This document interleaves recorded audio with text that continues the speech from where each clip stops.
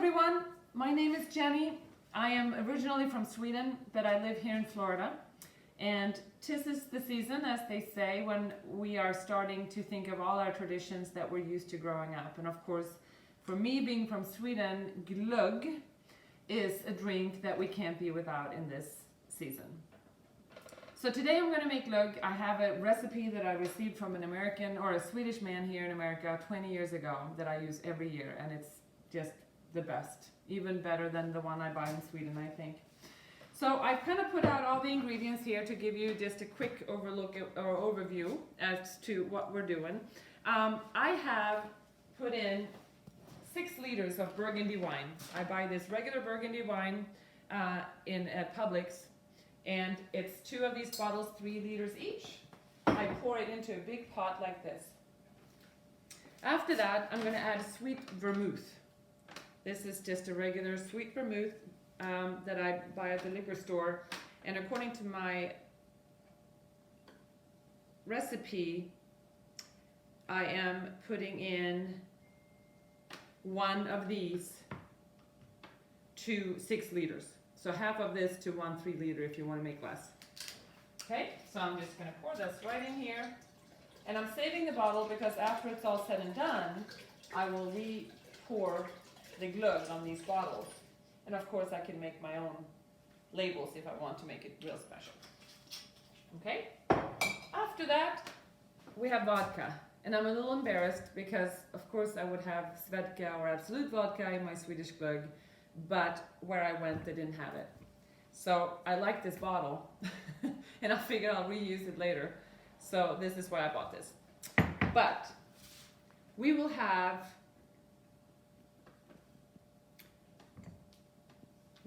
3 or 2/3 of this bottle according to the recipe, and I'll put the recipe up later as well so that you can follow that. Let's see if I can get this open. Okay.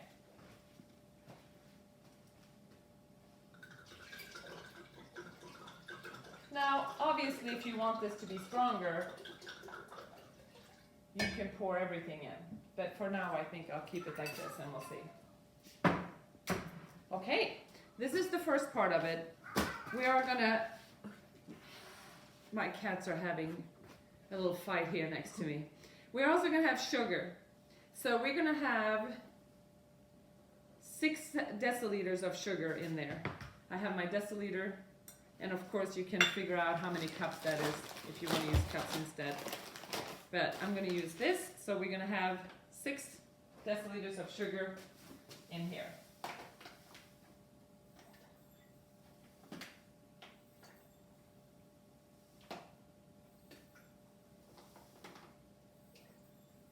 Okay, 1 more. Here we go. Now we're going to turn the stove on, and of course the most important part when you deal with alcohol is that you don't boil your liquids. The minute you start boiling, the alcohol will evaporate and it may not be as good. So we're going to make sure that we're just going to heat it up so that the sugar dissolves. Okay? Now while I do that, while this is kind of warming up and dissolving the sugar, we are going to make the spices that's going to go in here. So I have a stocking, preferably new or at least clean, where you're going to put all your ingredients in. Okay? Now we have fresh ginger. We have oranges, we have cinnamon sticks, we have almond slivers or whole almonds, but they should be peeled. We have whole cardamom pods, which sometimes is hard to find. I had to actually order these online, but some specialty stores have them. Publix does not have them. We have whole cloves and raisins. So we're going to cut the piece of ginger into smaller pieces. This is very citrusy and fresh. Then we're going to go ahead and peel our oranges so that we have the orange peel.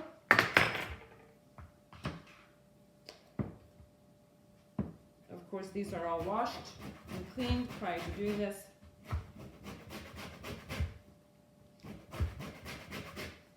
Now, I'm not going to do all this right now, I'll finish this later, but just so that you see what the plan is. Okay? Then, I'm going to look at my recipe here. So I have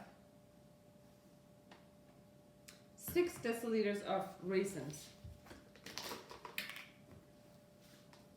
Now, this is not as specific as the mixtures of that is. So you can use pretty much, just kind of wing it. Okay.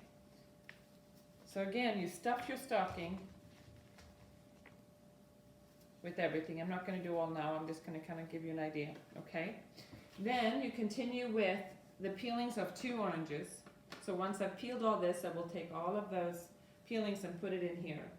I'm going to have 14 whole cardamoms. That's these.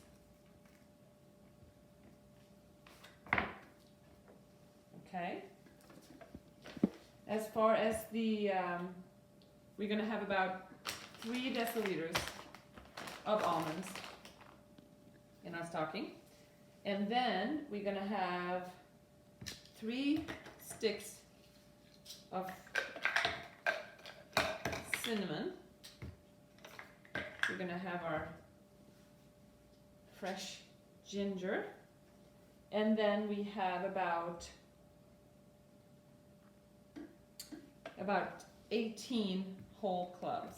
But like I said, I don't think it matters. Don't overdo it, because you don't want the spices to take over everything. But needless to say, you want it to have a good aroma of all the spices. When you're done with your stocking, you just go ahead and you tie it real tight. And then once the liquid has, the sugar has dissolved in the liquid and it's warm, then you will turn the heat down, remain on very, very low heat overnight. You'll put the stocking in here and let that sit all night long and get all the goodies out of all of these lovely spices.